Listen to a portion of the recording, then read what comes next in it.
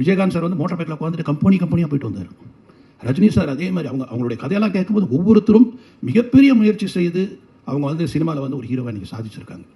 ஆனால் இந்த தம்பி சொல்லும் பொழுது எனக்கு ரொம்ப பெருமையாக இருந்த விஷயம் என்னன்னா, நான் வந்து என்னை யாரும் தேடலை, நானே என்னை தேடிக்க வச்சேன். He himself brought him inside the industry. It's very, very great. ஏன்னா அவருடைய திறமைன்னா எனக்கு என்ன வரும், நான் என்ன பண்ணால் ஜனங்க பார்ப்பாங்க அப்படின்றத இன்றைக்கி வந்து மிகப்பெரிய ஸ்டுடியோ ஏவிஎம் கிடையாது, இன்றைக்கி மிகப்பெரிய ஸ்டுடியோவான வாகினி கிடையாது, இன்றைக்கி மிகப்பெரிய ஸ்டுடியோவான பிரசாத் கிடையாது, இன்றைக்கி எத்தனையோ மிகப்பெரிய ஸ்டுடியோங்கள்லாம் இல்லை. ஆனால் இன்றைக்கி மிகப்பெரிய ஸ்டுடியோ எதுனா யூடியூப் தான். அந்த ஸ்டுடியோவிலேருந்து வர்றவங்க தன்னுடைய அந்த அந்த இதை போட்டு அவங்களுடைய அந்த டேலண்ட்டை காட்டி அந்த டேலண்ட்லேருந்து இன்றைக்கி வந்து எல்லாருமே வந்து ஓ இவரா அவரா ஓகே அப்படின்ற அளவுக்கு தே ஹேவ் அந்த 3 லட்சம் சப்ஸ்கிரைபர்ஸ் அவர் கொண்டு வராருன்னா அப்போ எவ்வளோ முயற்சி பண்ணியிருக்கணும், எவ்வளோ கஷ்டப்பட்டிருக்கணும், எவ்வளோ டேலண்ட் இருக்கணும். அந்த அளவுக்கு he has done his homework and he has come to this place.